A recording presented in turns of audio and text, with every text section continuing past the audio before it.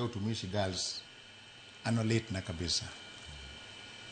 Olit na kopogore gi mamoko en ni nyathi omera ne ni ei dom ma by God's grace no wuok no ngima.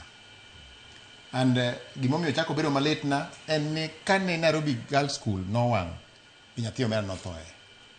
And so I've been a victim, I've been affected e weche mag asons mag school, kuonde miwang'e school. Omiyo ken gima abira kaendi nabiro wacho wach gima jomoko maneno.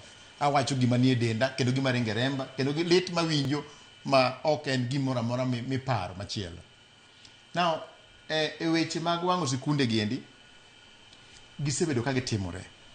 Now to moko nitiere ma gik ma wanyalo geng'o. Ka wang'iyo wach mar utumishi girls niendi to wayudo ni nonro manitie mosewuok en ni nitiere yore adek madine okelo weche mag tulo makanye. Mokwongo en ni nyithindo noluoro ni penjo kelnegi mbele monego beni penjo chakore kawuono to ne penjo nego beni chakore ka 16. Maendi nokelo buok ni nyithindo moko ma samoro ne ok obedo moikore maber ne wach penj. But ang'eyo ni gimotero nyathi sikul moloyore gi wach mopogore gi wach somo onge. Omiyo kata mana jopuonj gi endi sama ne gibedo piny mondo gilos program ni mondo giket ka gikapan ni onego bed ni ginyiso nyithindo gi to nyithindo gi onego bed ni understand gimomiyo ikelo penj ni mbele. Nikech mae ok e giko mar somo bende ok giko mar timo penj. Penj pod biro moko kendo moko biro mbele. Mar ariyo iwacho ni gik manyalo kelo gigi endi en ni samoro peer pressure ni gineno ni sikunde moko bende no wang' gin bende koro margi ni gitim nade margi ni bende ginyalo wang'o. Maendi en gima lit mokalo ni ibedo dhi e sikul wajo nyuol watero nyithindo e sikul mondo som to samoro kaka kuri wacho kaneno ka governor wacho ni one parents samoro gik moko ma nyithindo atimo jo kama iyudo ka koro in bende buogi kiluongi ni Abdul nyathini madho ndawa ma impok ni madho to in to bende bedo kode ka kendo ng'e ni wuon to ok madho ndawa kendo wuon to bende keny then kidhi e sikul tido gima opogore machielo. And magi gin gik moko ma kwang'iyo to miyo buok matut ahinya. Again, an kaka ng'ama ni stakeholder mag school, an e board of management mag skunde moko, an a parent e sikunde moko, an nyaka university council management. These are things ma ok onego bed ni watolerate. Gin nyaka bed ni at every other point wawuoyo gi nyithindo e yore matimore. Wang'eyo ni kaka koro sikul mane kaniendi nitiere gik moko mane wanyalo geng'o because report wuok ni ne nitiere jopuonj moko manong'eyo wachni kata manowinjo wachni endi kaka nyalo timore.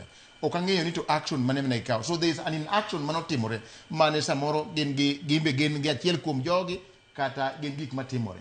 Again, when you look at the infrastructure of school, why you don't domini was overcrowded number one. Now overcrowding no miyo kata koro gimoro wuok to kaka gimoro kinye en stampede ma ginyonore konto kocha. Magi gin gik moko ma nyaka koro ng'ini to ere yo makare. Kaeto gendo mana gine nwayudo ni exit ni en achiel kende. Exit ma en achiel ni endi mondo mi ka koro wacho wuok to gini ji odhi e dhodni ma wuok e dhodni makadh kocha joka ma samoro bedo matek. Iyudo ka jomoko nyono jowetegi ma jomoko notho nikech mana jomo nyon gi ne ginyalo escape to otim gi nade onyon gi. Mar adek aneno building no ng'iya ane drisni mamalogo grill mamalogo endo in terms of school development ok onego bed ni gin grill ma ok nyithindo nyalo chikore. En grill momuom ma koro nyithindo gin ma jomo keto cage ka jojela. Aparo ni magi gin gik moko ma sani koro nyaka ng'i. But now gima lit na sani ni koro kata mana the Ministry of Education wuok oko kawacho ni gidhi timo reinspection. It is unfortunate. One gi inspectors of schools mani there every now and again nyaka ni chak building ni nyaka koro sama entie ni mo bed gi one exit mo bed gi this kind of windows inspectors ni kanye kawuoni ka koro ido chak blame ma principal ni kanye to board of management oseriembi samoro jok mombodo mangene gin ne gibiro ka these buildings nitiere samoro ne kata maybe recommendations mag ne ok obiro taken into action.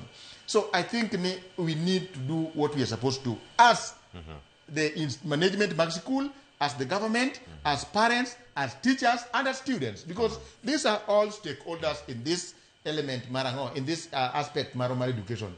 Omiyo angi kuya hinya kedo angelit e wach ni endi ta dwaro ni gik mantiere ong'i kaka iloso. Mogik en ni sani koro report mabiro kata ma nyithindo abiriyo ma koro makegi as a parent, kata mana parents go into kama gimbede, most of them, I believe, nitie moko manyalo kata gombo ni mondo giaye wang piny ni nikech ko pweni nyathine no neko ne ema no participate e weche mar neko, it is unfortunate. Omiyo kata mana parents mag nyithindgi endi to man kata parents mag nyithindgi otho, an asebedo in that situation, gima gibende giwinjo timnade, gima bende giwinjo ger. Omiyo wang'i yo moro ma nyalo konyo weche mag sikul gi endi, kaeto wane kaka wanyalo rope in mwawuo gi nyithindwa ni sikul gimotero gi and this jopuonj manowinjo wachgi to kokawo action. I think they have a case to answer. Nikech gine ma wan entrust gi nyithiwa sama nyithiwa ni school. Sama wanoko ku as parents we might not really know how much is going into the schools. But gin kakoro gin kaendi to nyithiwa gitimo gigiendi to ginyiswa. Again, kata in parents ko luongi school nyathini nigi such kind of elements moko misbehavior moko kikichak tamori kapok idhi e school. Go to school, address those issues and then come back kata ka nyathini omigo kata komiyo kata kobi duogo back. Sit the child down, you work on it, inyise what is expected of her, and what the future holds for her. Mak mana ni kaendi, nyithindo gi ne wacho ni makoro omakgi, ni they never intended to cause harm. Ingeni man to koro kata mana ngat mani kanyo to you can't buy that. Nikech one, giloro dhoot ma iketo gini. Two, gitimo gini gotieno ka nyithindo ni ot. I mean, how else would you expect you don't cause harm? Ti wango gini kane ok dwa cause harm. Ne gidwa mana wango dormitory to vent their hunger. Dak ne giwango dormitory godiochieng kata ne seche moko ma nyithindo tinade. So they cannot convince us at all ni they never intended ni ok gidwa cause harm. Gitimo gini sama gilit. Omiyo an gilit ahinya wach mar utumishi ni endi kendo ang'eyo ni the government and the various agencies will go to the bottom. Omiyo to mana bottom no nyaka kata mana the government agencies ma involved bende wane action mitimo. Kamano e gigo duto nitie nyithindo mane otho mana exit achieng' masawa daro ketwa kae kirange omi paro machal nade iwacho ni